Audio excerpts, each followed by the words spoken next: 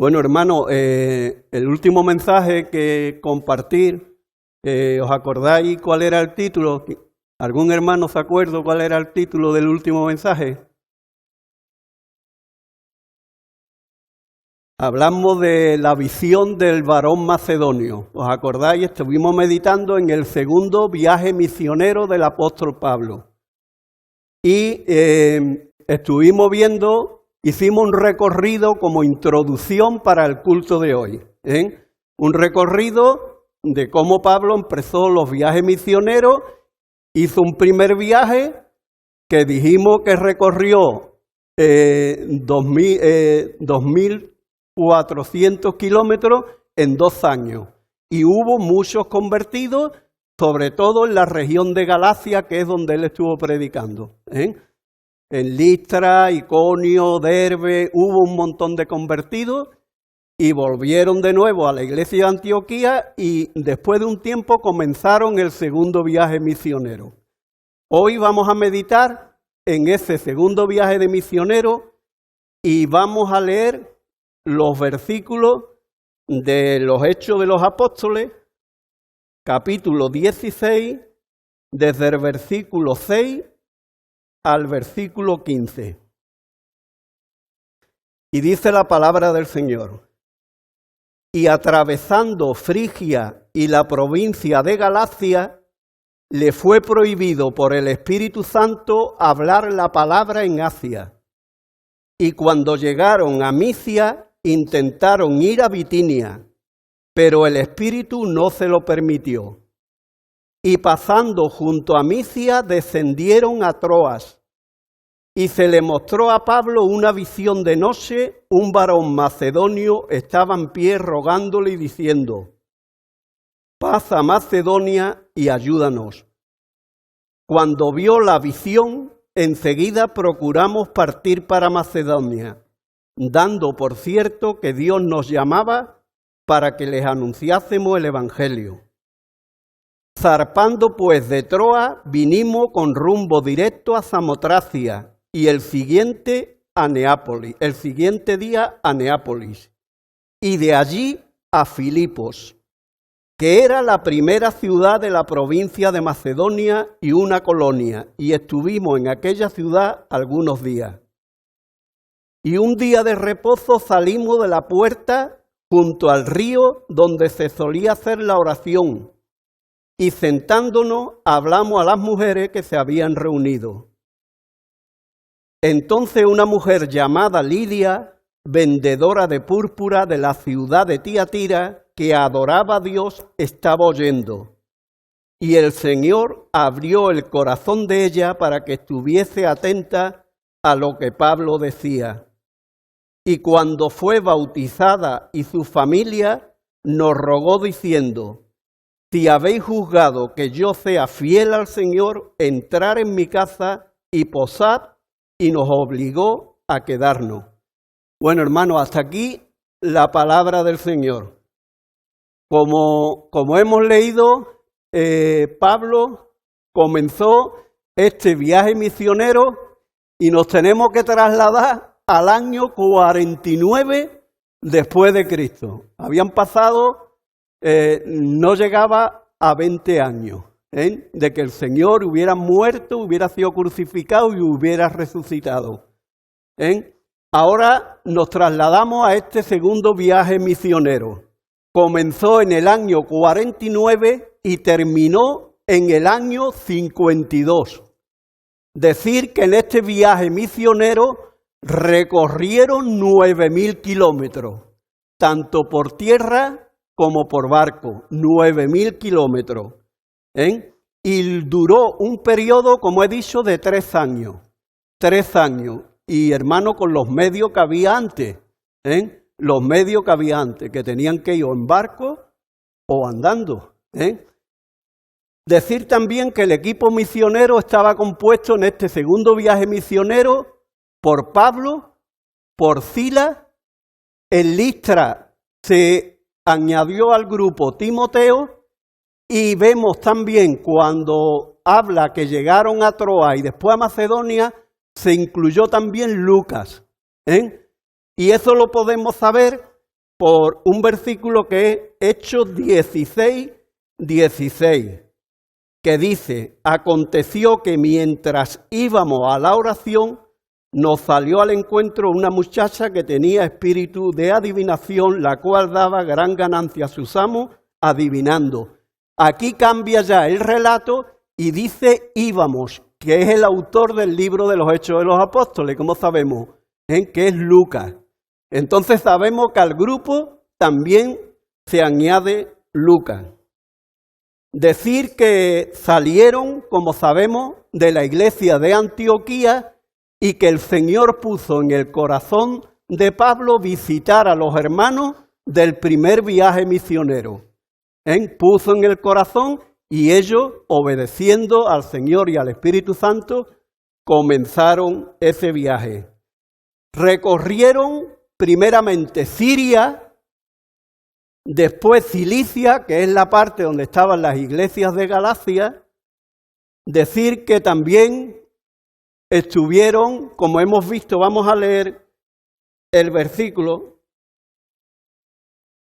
Dice: y atravesando Frigia y la provincia de Galacia, le fue prohibido por el Espíritu Santo hablar la palabra en Asia.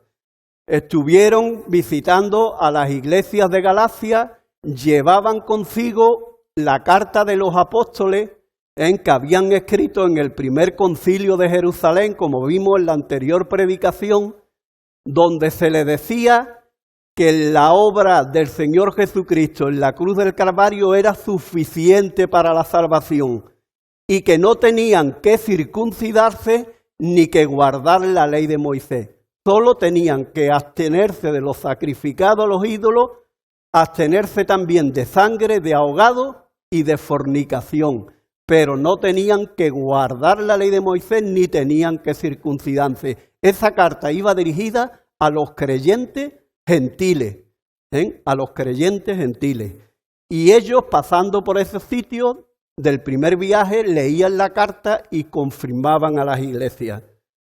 Lo primero, hermano, que yo veo en este texto que hemos leído es la dirección del Espíritu Santo obrando y guiando al equipo misionero. El Espíritu Santo, hermano, en el nuevo pacto tiene un ministerio importantísimo. Es el ministerio que lo podemos decir como el que llama para que las personas se puedan convertir al Señor. Y tiene también el ministerio bautizador. ¿Qué quiero decir con el ministerio bautizador? Que el Espíritu Santo es el que te bautiza en el Espíritu para que pueda pertenecer y formar parte del cuerpo que es la iglesia. Por eso dice en 1 Corintios 12:13, por un solo Espíritu fuimos todos bautizados en un cuerpo. El Espíritu Santo tiene esa misión, introducir a la persona que cree en el cuerpo de Cristo que es la iglesia. Y eso es el bautismo del Espíritu Santo. Después veremos el bautismo en agua a lo largo de la predicación. Así que el Espíritu Santo escoge a los hermanos para llamarlo a la obra. Escogió en Antioquía a Pablo primero y a Bernabé. Ahora también escoge a Pablo y a Silas. Decir también que él cuida a los hermanos y los encamina hacia donde tenían que ir. Decir también que él es el que obra en los corazones para que las personas a las cuales le llega el Evangelio puedan ser convencidas de pecado, puedan ver la persona gloriosa de Cristo y es el Espíritu el que regenera el corazón para darle un corazón nuevo y poder creer en el Señor. Eso lo hace todo el Espíritu Santo. Decir también que Él impide ir a algunos lugares en un momento concreto, como hemos leído. Dice que el Espíritu Santo prohibió ir a Asia a predicar en ese momento, porque más tarde veremos cómo el apóstol Pablo llegó a Asia. Asia fue Asia Menor, hoy Turquía, donde estaban las 7 iglesias de Apocalipsis. Pero en ese momento el Espíritu Santo le dijo, para ahí no ir a donde yo os voy a guiar. Y quisieron ir a Bitinia, que está Bitinia, y Paco pone el mapa por ahí.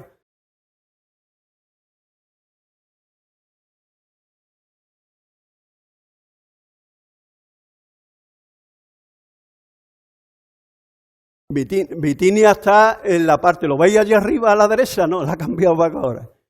Ahí, ¿lo veis ahí en el centro, arriba del todo? Bitinia y el Ponto. Bueno, pues ellos quisieron ir allí y el Espíritu Santo le dijo, por allí no, se lo prohibió.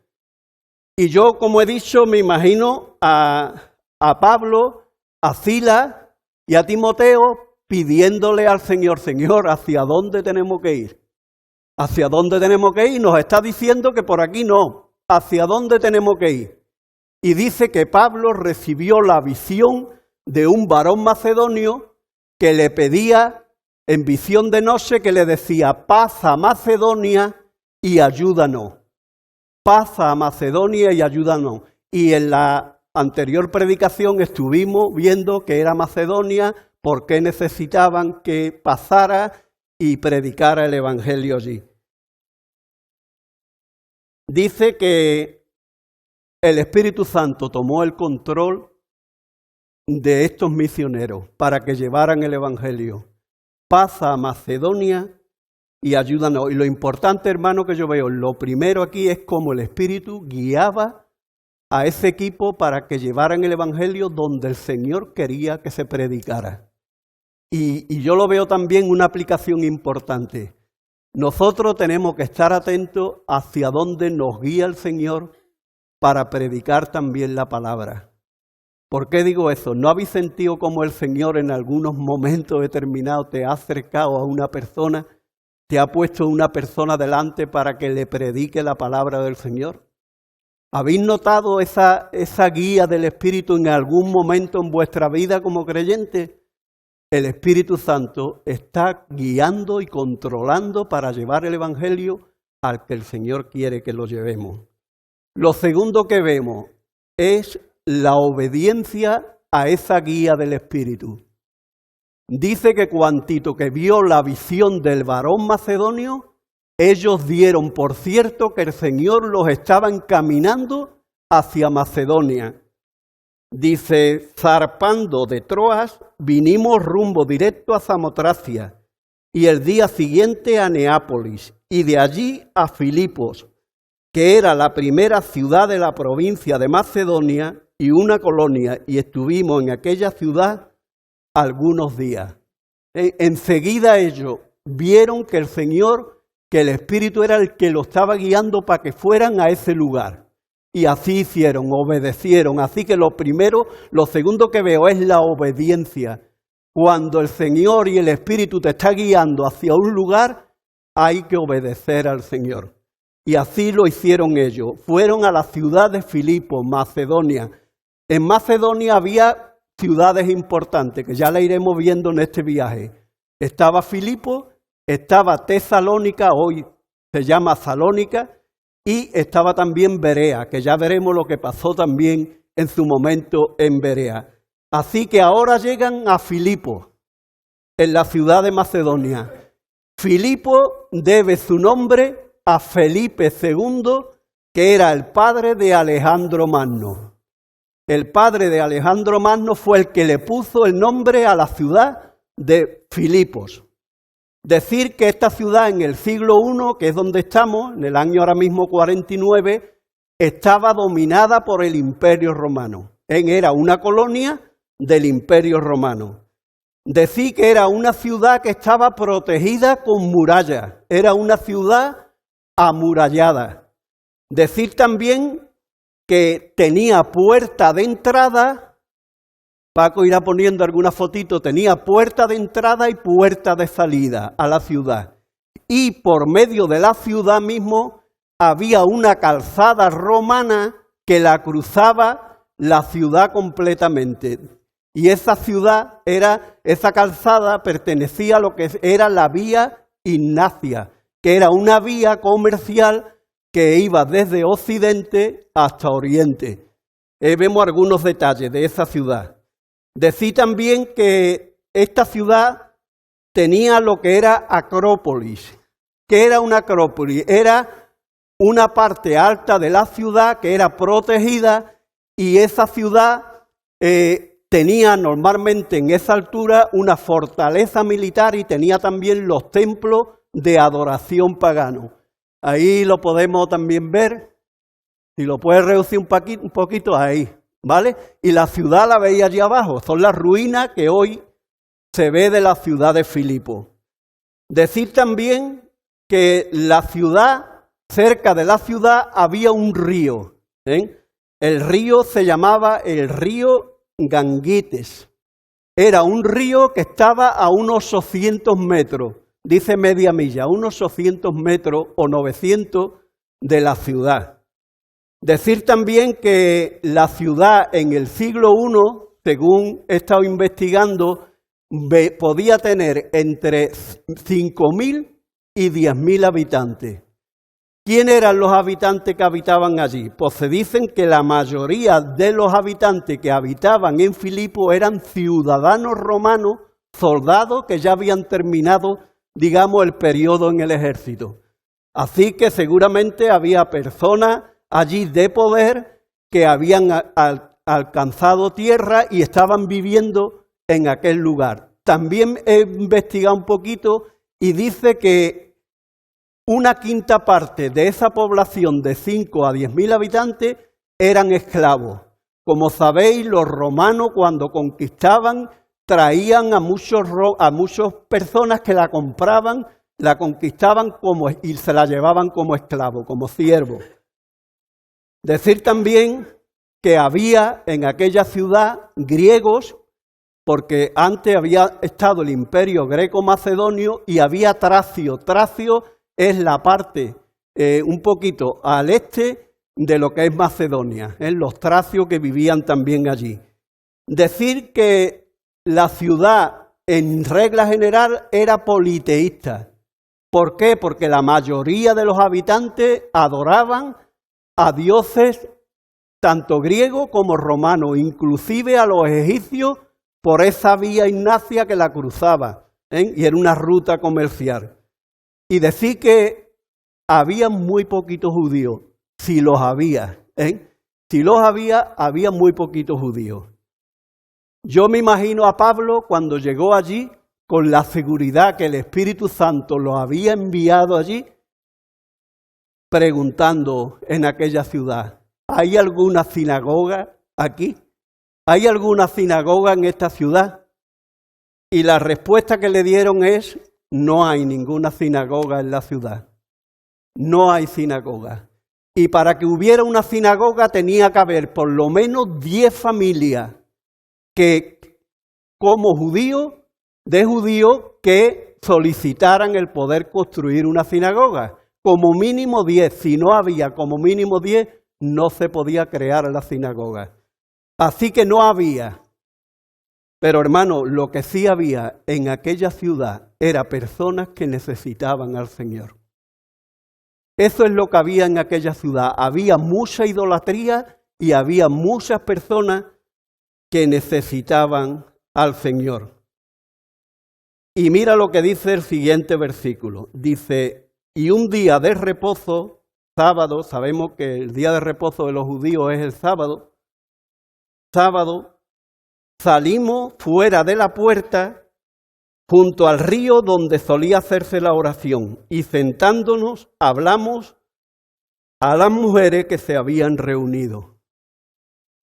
A lo mejor a algún compañero del equipo le podía haber dicho, Pablo, pues nos vamos a otra ciudad donde haya sinagoga. Pero Pablo preguntó y se enteró que en aquel lugar junto al río había unas mujeres que estaban adorando y orando a Dios. Y hermano, aquí vemos también cómo Pablo valora a las mujeres. Aunque haya algunas mujeres que piensan que Pablo no valoraba a las mujeres, tenemos que decir que sí. Pablo se quedó en aquel lugar, se informó de que había unas mujeres junto al río que estaban allí orando Y Pablo fue para poderle compartir el mensaje del Evangelio. Imaginar la escena, hermano. Imaginar la escena. Pablo va ahora hacia el río, 800 metros, estaba el río de retirado. Hay un grupito de mujeres allí orando, intentando adorar al Dios verdadero.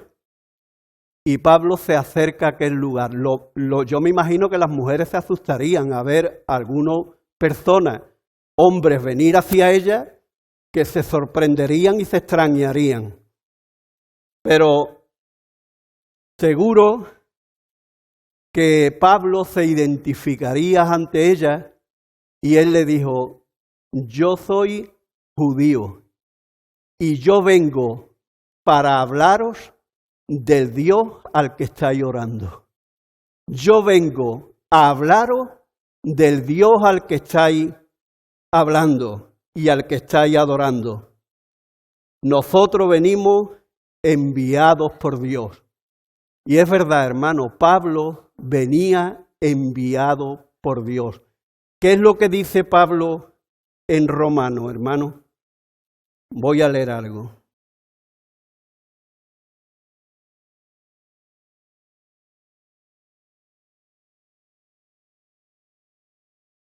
Dice, ¿cómo pues invocarán a aquel en el cual no han creído? ¿Y cómo creerán en aquel de quien no han oído? ¿Y cómo oirán sin haber quien les predique? ¿Y cómo predicarán si no fuesen enviados? Como está escrito, cuán hermosos son los pies de los que anuncian la paz, de los que anuncian las buenas nuevas. Hermano, esto había dicho Pablo, lo había escrito, de cómo creerían si no oirían, si no se les lleva el Evangelio, si no escuchan la predicación del Evangelio. Así que Pablo se acercó a esas mujeres, se identificó como judío y le dijo que ellos venían de parte del Dios verdadero, del Hijo de Dios, y venía para poder predicarles la palabra del Señor, para predicarles el Evangelio. Dice que las mujeres, sentándose, lo empezaron a escuchar. Y mira lo que dice el siguiente versículo. Nos dice, entonces una mujer llamada Lidia, vendedora de púrpura de la ciudad de Tiatira, que adoraba a Dios, estaba oyendo. Y el Señor abrió el corazón de ella para que estuviera atenta a lo que Pablo decía. Entre esas mujeres, que el grupito que estaba allí, que consintieron en poder escuchar lo que Pablo tenía que decirlo, había ahora una mujer. El libro de los Hechos y Lucas nos relata de una mujer en concreto, de Lidia. Lidia. Vamos a ver algunas cositas de lo que nos dice en este versículo 14. Lo primero nos dice que Lidia era una vendedora de púrpura. Hermano, la púrpura era un producto que se utilizaba para poder teñir la ropa. En ciertos vestidos, ciertas prendas se teñían de color púrpura. Eso se hacía de un molusco, de un caracol, que para poder sacar solamente 1 gramo de púrpura se necesitaban 9.000 caracoles. De eso, para poder sacar 1 gramo de púrpura. Se nos dice también que Lidia era de Tiatira, y Tiatira está en Asia Menor. Y ella, allí en Asia Menor, se trabajaba también lo que era el tinte, lo que era la tintura. Y tenemos que decir que también había una raíz que se llamaba la rubia, la raíz de la rubia, que era un tinte vegetal que se utilizaba para darle brillo y que cogiera bien el tinte a la ropa. En este caso, decir que la púrpura valía en aquel tiempo mucho más que el oro y que la plata. La púrpura era un producto apreciado por las personas que lo utilizaban y lo vendían y teñían. Decir también que la ropa esta de púrpura solamente solían utilizarla los emperadores los reyes y las personas de un alto estatus. ¿Os acordáis que le hicieron un sitio donde hubiera púrpura en el tabernáculo o en el templo? ¿Quién se acuerda? Sí, que tuviera el color de púrpura, que estuviera teñido de púrpura. El velo que separaba el lugar santo del lugar santísimo contenía también el color púrpura. ¿Sabéis lo que le pusieron a Jesús como para ofenderlo? ¿Un manto de qué? Nos dice la palabra.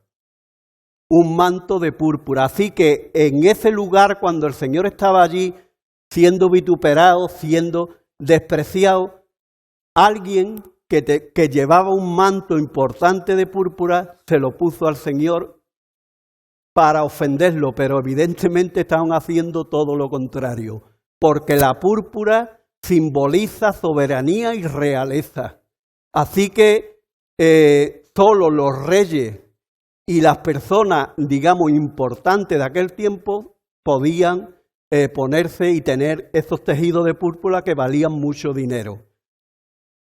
Lidia era una persona que trabajaba ese producto. Y podemos decir que Lidia era una empresaria, lo que hoy sería una mujer de negocio importante. Ella tenía ese gran negocio donde comerciaba, tenía una gran casa, como vamos a ver al final de la predicación, y tenía también a personas que trabajaban en su negocio. Personas que trabajaban en su negocio. Ella era una empresaria importante. Se cree que era soltera o viuda, porque no se nombra absolutamente para nada en el relato al marido. Y ella toma las decisiones sobre su propia casa. Así que lo más probable que fuera, inclusive me inclino porque fuera soltera. Porque después explicaré por qué. Porque al ser una persona temerosa de Dios, una persona que había aceptado, era una prosélita, había aceptado el judaísmo, quizá ella no quiso unirse con ningún hombre pagano que no creyera en Dios. Lo vamos a dejar ahí, a lo mejor soltera o viuda, podemos decir. Pero se nos dice una cosa muy importante, y está aquí escrito: adoraba a Dios. Adoraba a Dios. Ella era una persona, como he dicho, que buscaba al único Dios verdadero. En medio de todas esas personas que estaban allí, que eran idólatras, ella buscaba al Dios verdadero y quería adorarlo y quería tener esa relación con Él. Allí en el río iba a tener ese tiempo de oración. Qué importante, hermano, el que busquemos al Señor y que lo busquemos en oración. Una simple reunión de unas cuantas mujeres, ¿y qué es lo que dice la palabra del Señor? Donde están dos o tres, allí el Señor sabía de las oraciones que hicieron esas mujeres y el Señor también sabía de las oraciones que había hecho ese equipo misionero para que pudieran ir a un sitio y compartir la palabra. Se nos dice que Lidia estaba oyendo. Estaba oyendo. Lidia estaba atenta a lo que Pablo estaba compartiendo. Y hermano, qué importante es que prestemos atención a lo que los siervos de Dios nos dicen y a lo que el Señor nos quiere mostrar. Vamos a ir mirando un poquito el versículo. ¿Qué decía Pablo? Dice que habló con ella y estaba hablando, y ella estaba atenta a lo que Pablo le decía. Y llega ahí el versículo y dice, y pregunto yo, ¿qué decía Pablo? Y hermano, no lo recoge el relato. El relato no recoge lo que decía Pablo. Ahora, y a mí me hubiera gustado poder haber sabido en ese momento que Lucas a lo mejor hubiera recogido lo que le estaba diciendo Pablo, pero yo me imagino lo que le estaba diciendo Pablo. Yo como creyente en Cristo Jesús imagino lo que Pablo le estaba diciendo a Lidia. De seguro que le estaba diciendo, lo que Lidia necesitaba escuchar. Lidia no había escuchado el Evangelio de Jesucristo. Lidia no sabía que Jesucristo es el Hijo de Dios que había descendido del cielo, que se había encarnado y que había venido a esta tierra, como hemos visto en esta mañana en la mesa del Señor, para hacer un sacrificio perfecto y que las personas que puedan poner en Él su confianza pudieran arrepentirse de sus pecados y tener la vida eterna. Estoy seguro que Pablo le habló allí a Lidia del Evangelio de Jesucristo. El Evangelio, como nos dice Pablo en la carta a los Romanos, que es poder de Dios para salvar a todo aquel que cree. Qué bueno, hermano, qué bueno que el Señor hiciera que Lidia estuviera atenta escuchando lo que Pablo decía. Porque Pablo le estaba hablando del Evangelio y el Evangelio es poder de Dios para salvar y dice, la fe que es necesaria para salvarse la fe viene por el oír y el oír la palabra de Dios. Lidia necesitaba en su corazón la fe verdadera que salva, la fe verdadera que es en el Señor Jesucristo para que pudiera tener la vida eterna y pudiera ser una nueva persona para el Señor y pudiera formar parte de la iglesia, de su cuerpo. Qué bueno, hermano. Decir también que Pablo le hablaría y le diría que en el cumplimiento del tiempo Dios envió a su Hijo para que pudiéramos redimirnos de la maldición de la ley y pudiéramos ser adoptados como hijos de Dios. Seguro que Pablo le compartió del ministerio del Señor, le predicaría también de Juan el Bautista, de que el Señor iba a bautizar en Espíritu Santo y que Juan bautizaba en agua, le predicaría del ministerio público del Señor y le predicaría que su mismo pueblo lo rechazó, su mismo pueblo lo condenó, lo crucificó, pero a través de esa crucifixión Jesucristo estaba salvando a todas las personas para que pusieran su confianza en el Señor.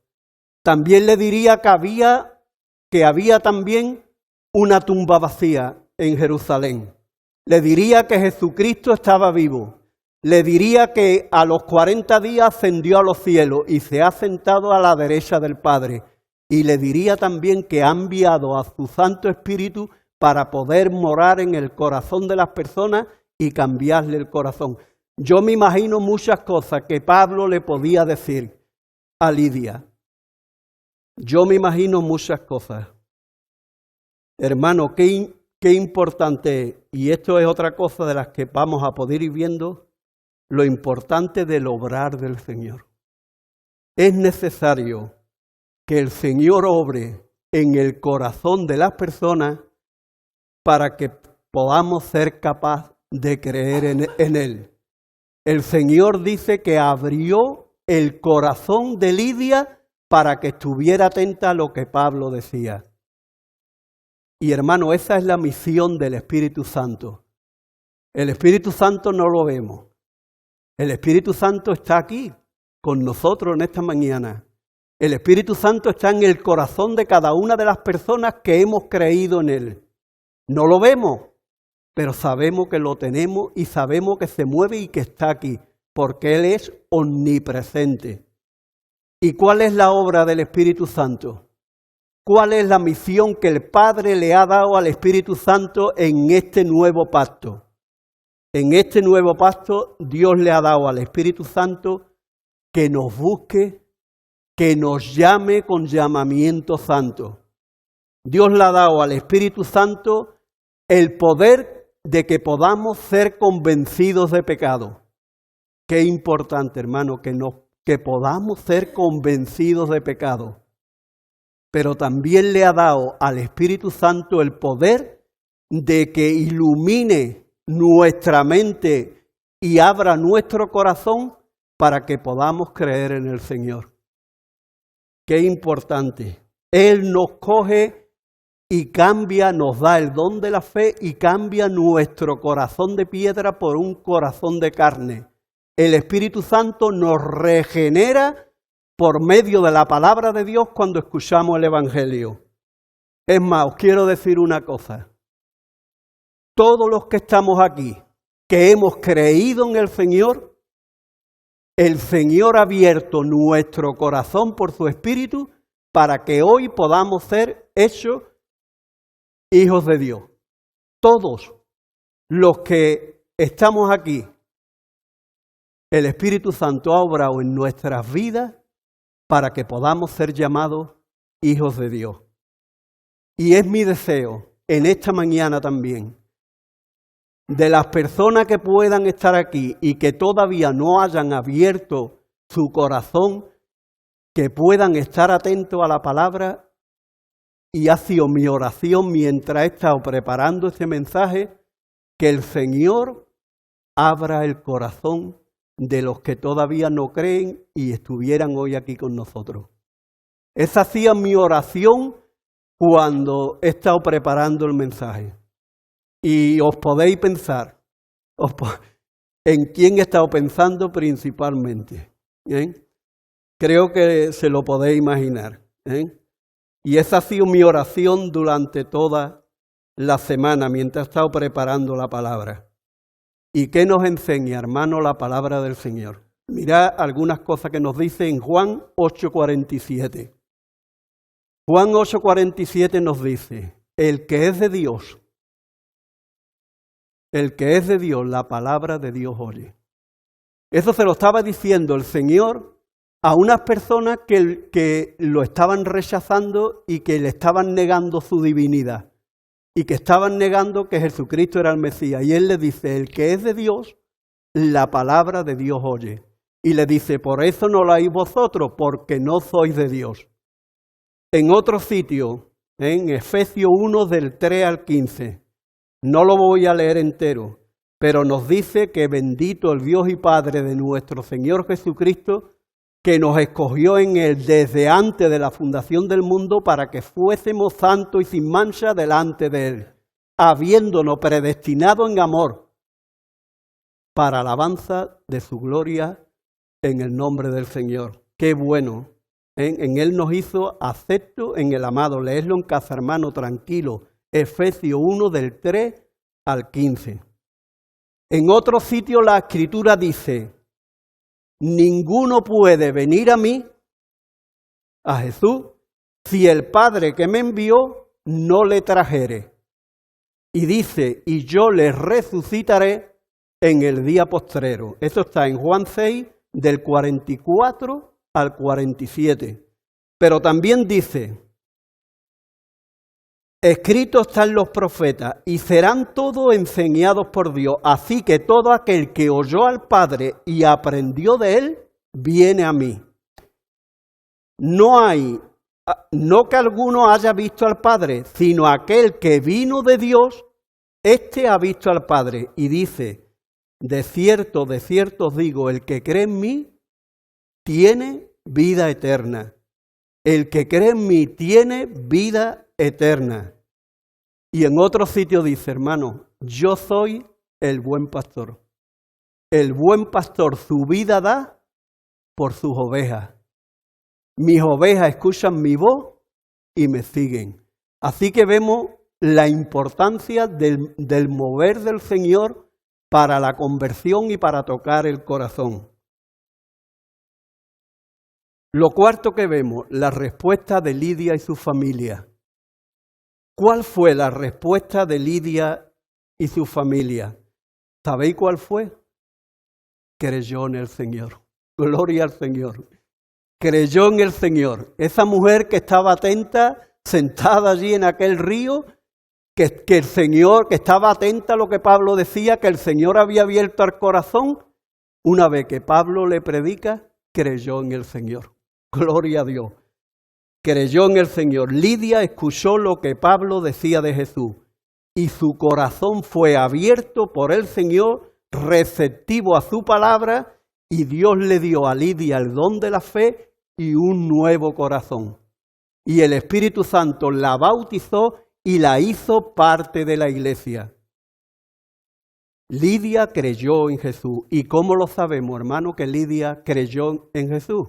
Lo tenemos también en el siguiente versículo.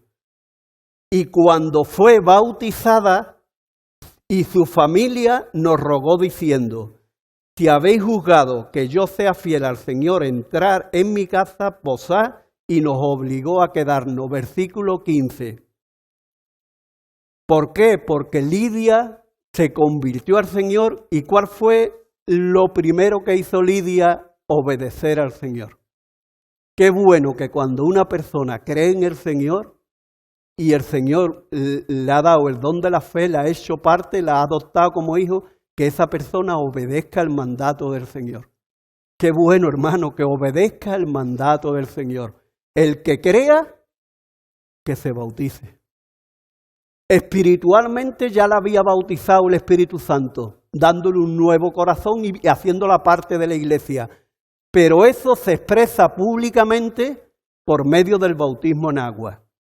Por medio del bautismo en agua damos testimonio de que hemos creído en Cristo, de que hemos sido crucificados con Él, de que hemos sido sepultados con Él y que resucitamos espiritualmente para vivir en novedad de vida. ¡Qué bueno! Pero mira lo que dice aquí. Y cuando fue bautizada y su familia, no solo ella, hubo bendición también para su familia. Y le dice: si habéis juzgado que yo sea fiel en el Señor, entrar en mi casa y posad, y nos obligó a ello. Lidia se convirtió en ese momento en la primera mujer convertida en Filipo y en Europa. Por eso el título del mensaje que le di es: el Evangelio llega a Europa.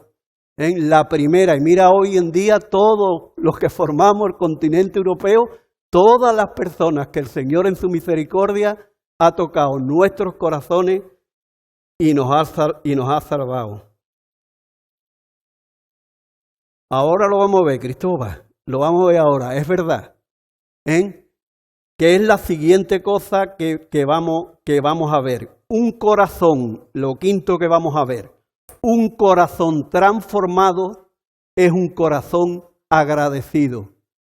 Un corazón transformado es un corazón agradecido. La primera muestra de ese agradecimiento fue decirle a Pablo y a los misioneros que lo acompañaban, a Silas, Timoteo y Lucas, decirle: mi casa está a vuestra disposición.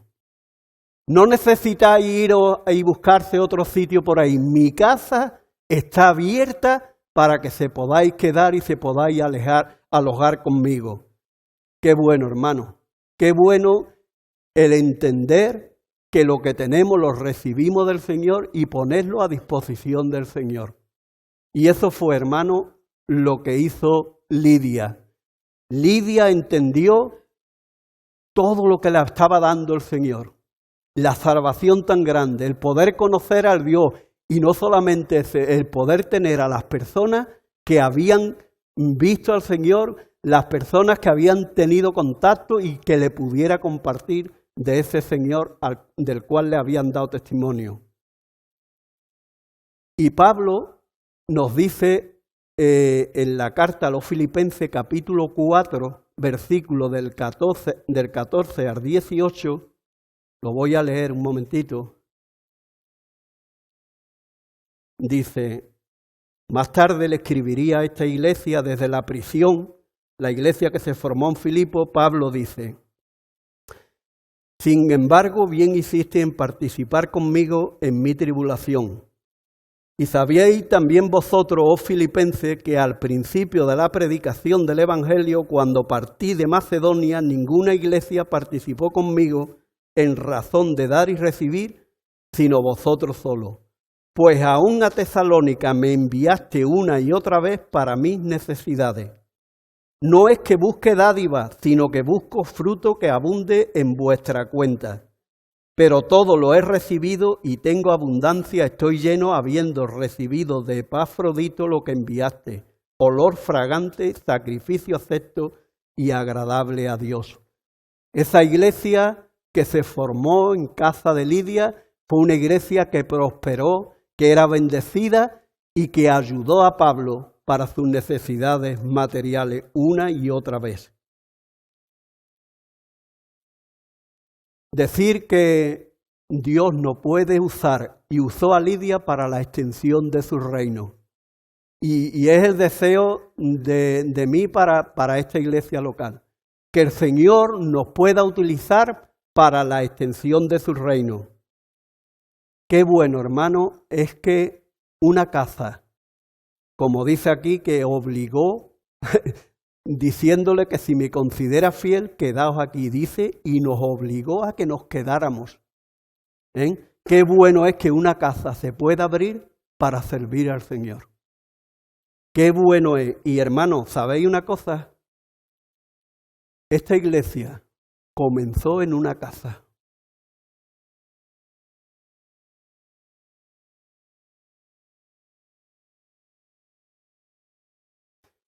Esta iglesia comenzó en una casa en el año 1986.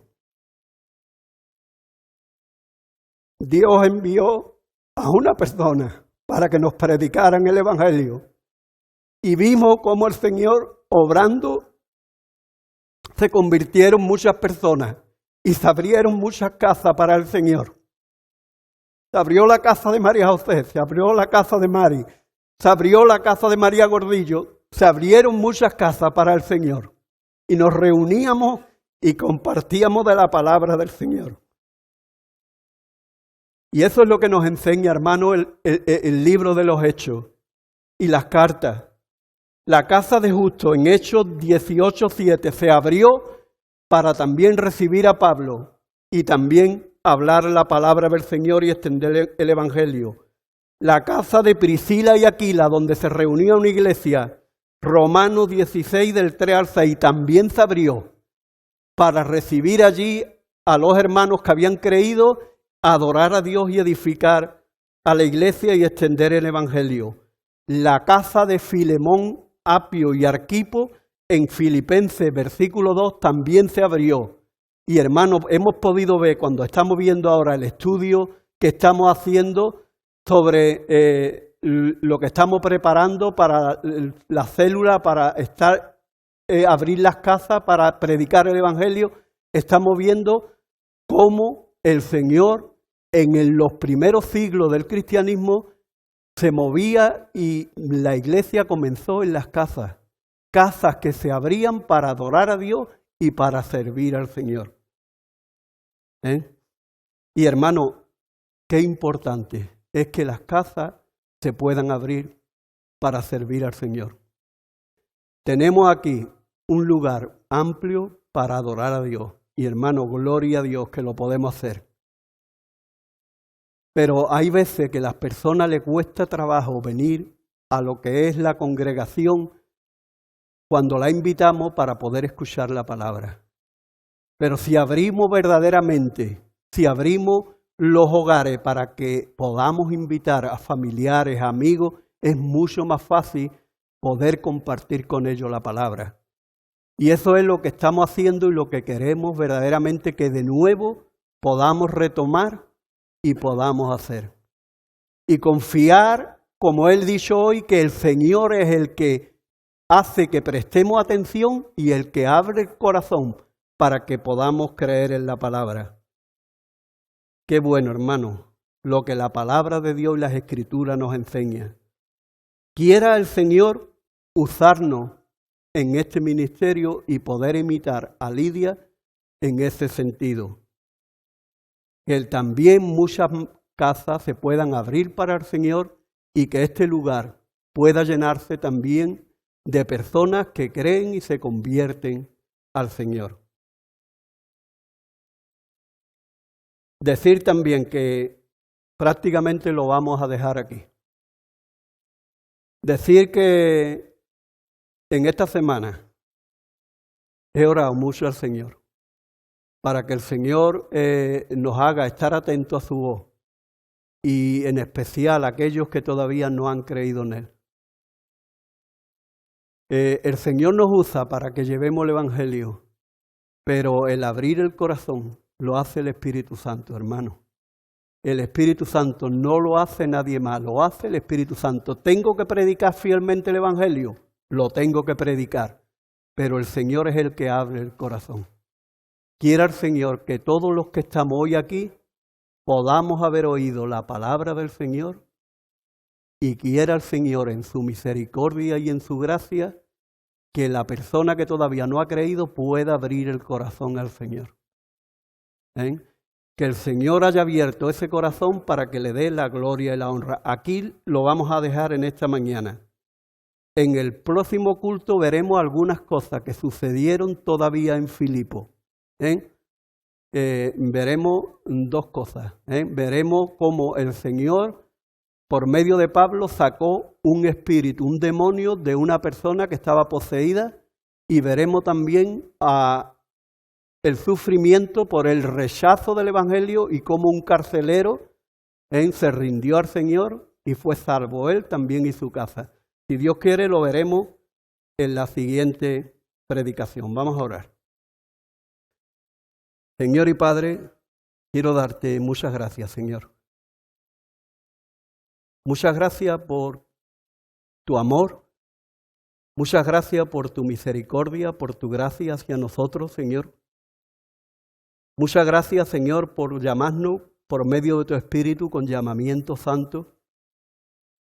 Muchas gracias, Señor, por hacer que estuviéramos atentos al Evangelio. Y muchas gracias, Señor, también por abrir nuestro corazón para que pudiéramos creer en ti, Señor. Yo quiero pedirte en esta mañana que muchas más personas, Señor, puedan creer en ti. Que muchas más personas en esta ciudad y en todo el mundo, Señor, puedan ser convencidas por tu Espíritu, ser regeneradas y puedan ser añadidas a tu iglesia. Ayúdanos, Señor, para que seamos parte de esa gran labor.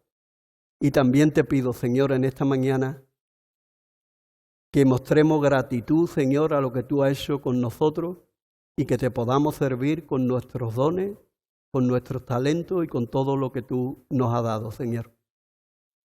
Señor, despídenos en esta mañana con tu paz y con tu bendición. Que podamos volver a nuestros hogares llenos de ti, Señor.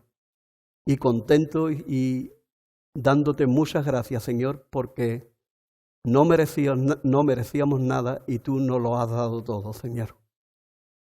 Gracias, Señor, en el nombre precioso de Jesús. Padre, te lo pido todo esto. Amén.